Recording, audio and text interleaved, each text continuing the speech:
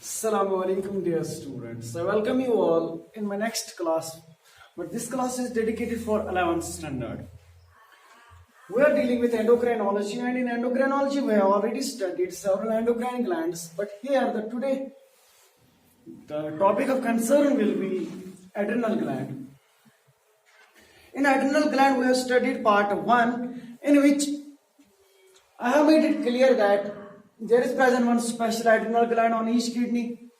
This adrenal gland is usually composed of two parts. One is the adrenal cortex, second is the adrenal medulla. And it is the cortex that contains three different types of endocrine cells.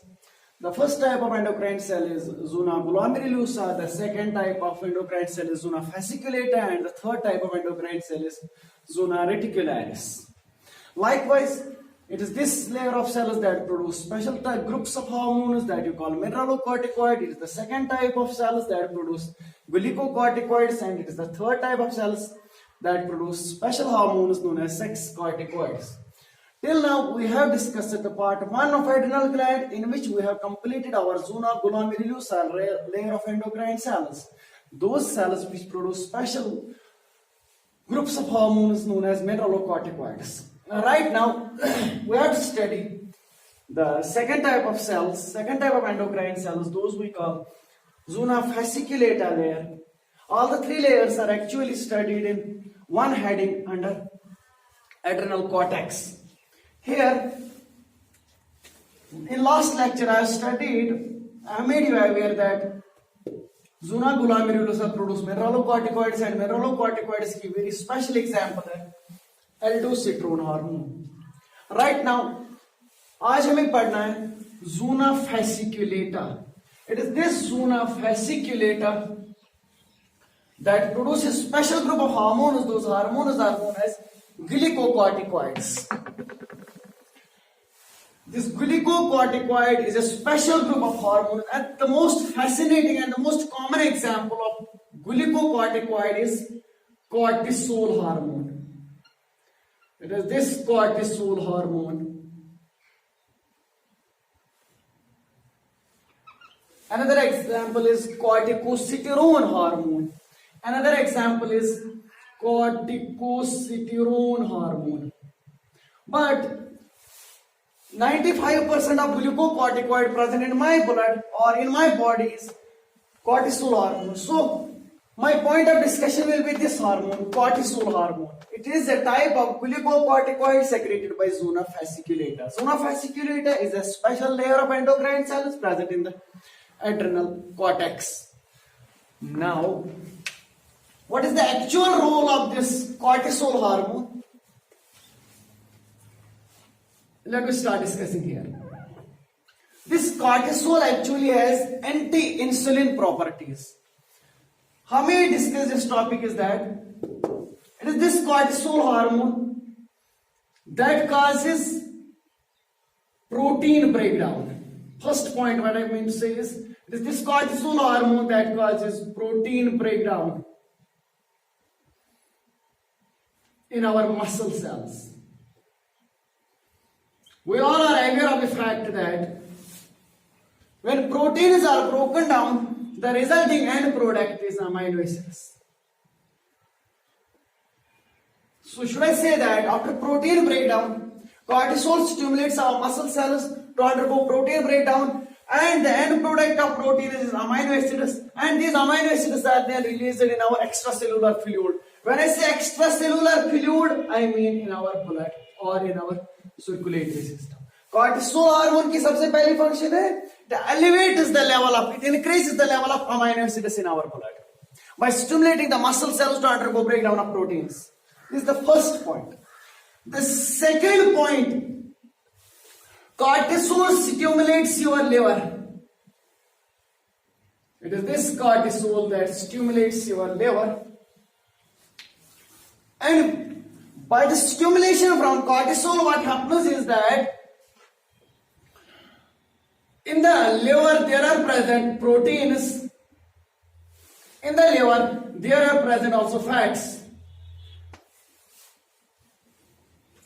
These proteins and fats are broken down and converted into glucose molecules.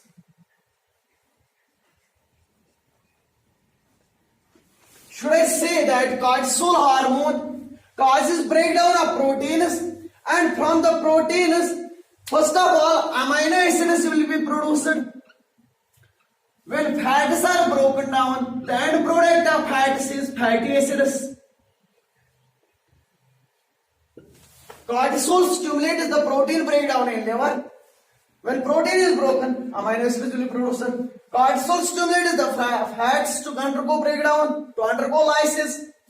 When fats are broken down, fatty acids are released. It is then these amino acids and fatty acids that are then converted into glucose molecules. And the concept is known as gluconeogenesis. We have discussed this term in our class 11 offline batches. The third function of your cortisol hormone, which is actually a glucocorticoid, the third function and the most fascinating function of cortisol is that cortisol stimulates breakdown of lipids, lipolysis. Cortisol stimulates breakdown of lipids in our adipose tissue. When I say adipose tissue, I mean fatty tissue. In our adipose tissue, lipolysis occurs, breakdown of lipids. And what happens is that fatty acids are released. Fatty acids are formed after lipids are broken. When lipids undergo lysis, end product is fatty acids, and these fatty acids are then discharged. Into our circulation.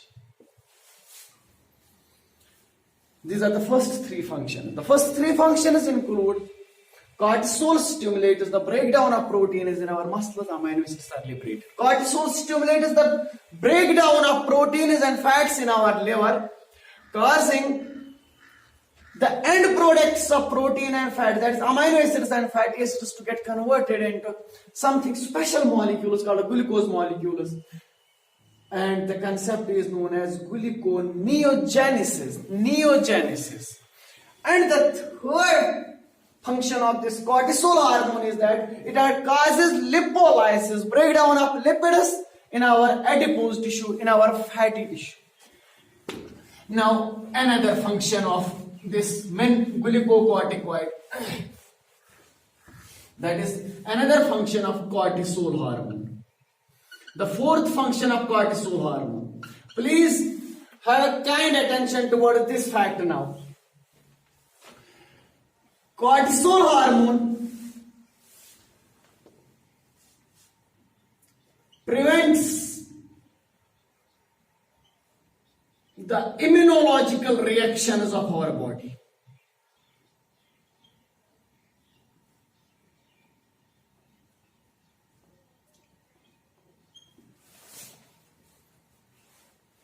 What I mean to say is that cortisol prevents the inflammation. Cortisol prevents the inflammation. Let me make you people aware about this special term, inflammation. If, for example, we got an injury, or instead of injury, if there is an insect bite, and that particular area, what happens is that particular area becomes red. That particular area becomes swollen, swelling occurs. That particular area becomes hot. That particular area undergoes contractions and relaxations. If any honeybee pricks you or bites you, what happens is that a particular area gets infected, a particular area gets actually inflamed. When I say inflammation, I mean to say that and this particular area, these white blood cells cause phagocytosis. And this particular area, our white blood cells cause phagocytosis. When I say in case of injury, in case of bacterial infection, the particular area gets inflamed. At that particular area, what happens is white blood cells cause engulfing of foreign microorganisms, cause engulfing of bacteria, resulting in something called a special defense mechanism of our body called inflammation. So what happens is that cortisol hormone is given as an anti-inflammatory drug. Cortisol hormone is given as anti-inflammatory drug. When I say anti-inflammatory drug, I mean it is this cortisol hormone that prevents the phagocytosis by our white blood cells. Phagocytosis by our white blood cells. So, what I wrote here is that cortisol prevents our immune system to show response against the foreign pathogens, against the foreign bacteria. Another function of this glucocorticoid, we are studying special group of hormones called glucocorticoid is secreted by second layer of cells called zona. First is zona glomerulosa, second is zona fasciculator. From zona fasciculator, special types of hormones are produced. Those are called glucocorticoids. From glucocorticoids, one special example is cortisol. Right now we have studied the four functions. The first function is protein breakdown in muscles. Second function is protein breakdown and fat breakdown in our liver. The third function is it is this cortisol hormone. It is this cortisol hormone that causes white blood cells not to undergo phagocytosis. That is, it is this cortisol hormone, it is this cortisol hormone that prevents our immune system to react against the foreign pathogens. Now, next fifth function of cortisol hormone. Cortisol hormone is used in graft surgery.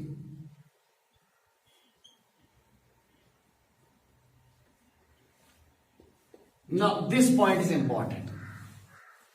It is this cortisol hormone that, when I say graft, first of all, let me make you clear that what graft actually means. For example, in case of serious burns or in case of acid attack, acid victims, a part of the skin gets infected. At that very specific time, skin from any other area, tissue from any other area is grafted at an infected or at a particular area. Simultaneously, this term I call autograft.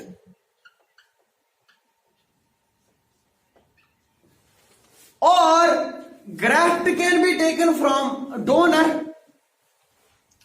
This grafting and immunology are studied in class 12th, but right now I am making the basics clear. Graft can be taken from the donor, and once graft is given by a donor, it is then fixed to the person that has undergone any sort of attack or damage in its skin or any other area of the body. Cortisol hormone, what happens is that our immune system, we have a special defense mechanism known as immune system. Like digestive system, circulatory system, excretory system, same is the case, immune system. Our immune system contains special types of cells. These cells are actually known as lymphocytes. A special type of lymphocyte is known as B lymphocyte. Our immune system has special type of white blood cells. These white blood cells are called lymphocytes. Among lymphocytes, one important type of lymphocyte is B lymphocyte. It is this B lymphocytes that produce special defense molecules or special proteins or special glycoproteins, and these glycoproteins are called antibodies. These are called antibodies, or these proteinaceous molecules are known as immunoglobulins. Antibodies or immunoglobulins. Immunoglobulins are actually the antibodies. These antibodies are produced by special types of white blood cells. These white blood cells are known as B lymphocytes. What actually happens is that it is this hormone that you call cortisol hormone. It is this cortisol hormone that prevents or that suppresses, रोक देता है, it suppresses the formation of antibodies. It suppresses the formation of antibodies. So when it suppresses the formation of antibodies, this means that it prevents these special types of cells to work. These special types of cells are the B lymphocytes. When the B lymphocytes do not produce antibodies, these antibodies actually reject. These antibodies actually reject the graft. These antibodies actually reject the graft. When I receive a graft from my donor, our antibodies will recognize it as a foreign graft. So our antibodies will attack against that graft. Let us suppose graft is to be affixed here. If antibodies will reject the graft, then this graft surgery, this grafting will not be successful. But Almighty has provided us this special hormone that is known as cortisol hormone. Cortisol hormone prevents graft rejection. It is this cortisol hormone that prevents graft rejection. That is, it suppresses the formation of antibodies, which are actually the gamma globulins or anti-protein molecules. Those are known as immunoglobulins or antibodies. We have to discuss these antibodies in class 12 in immunology. We have a defense mechanism. That defense mechanism is known as immune system. In immune system, there are special cells. These cells are called white blood cells. These white blood cells. Among the white blood cells, there are special types of cells. Those special types of cells are called lymphocytes. Among the lymphocytes, another type of lymphocyte is B lymphocyte. These B lymphocytes produce antibodies. These antibodies actually reject the graft. But in case of graft surgery, if the graft is rejected, that means surgery is unsuccessful. There is failure of the surgery. But Almighty has given us this hormone, that is cortisol hormone. This cortisol hormone can be injected into the person who has undergone graft surgery, so that his graft cannot be rejected. So should I say that this cortisol hormone acts as immunosuppressant drug? It acts as immunosuppressant drug. Or simply, cortisol acts as immunosuppressant. It suppresses your immune system. Now, another function of cortisol hormone is that cortisol hormone enhances hemopoiesis, or cortisol hormone enhances formation of red blood cells. Cortisol hormone enhances formation of red blood cells. Simultaneously, at the same time, it is this cortisol hormone that suppresses formation of white blood cells. When I say red blood cells formation, I mean hemopoiesis. Hemopoiesis. Hemopoiesis, formation of red blood cells. Leukopoiesis, formation of white blood cells. What happens is that this cortisol hormone enhances the formation of red blood cells from our bone marrow. Simultaneously, this cortisol hormone prevents the formation of white blood cells. So white blood cells का number कम हो जाएगा और red blood cells का number elevate हो जाएगा. उसके साथ साथ एक और फंक्शन आप याद रखो. एक और function. It is this cortisol hormone. It is this cortisol hormone that is also known as citrus hormone. Cortisol is also known as citrus hormone. When I say cortisol is known as citrus hormone, say during any physical, mental, psychological, emotional stress, at that time, cortisol is secreted in excess concentration. Cortisol is produced in excess concentration. And scientists say that cortisol has stress resistant capacity. That means you can bear up the emotional stress, the physical stress, the mental stress due to this hormone, cortisol hormone.